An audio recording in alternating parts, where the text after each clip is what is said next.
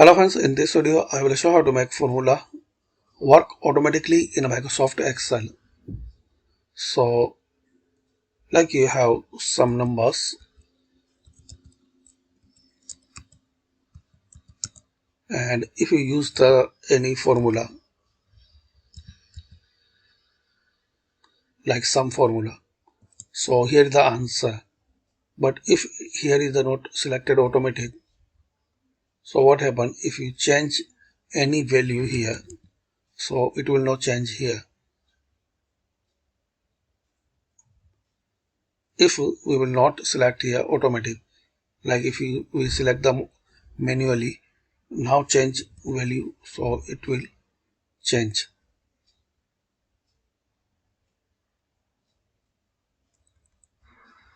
Like not changes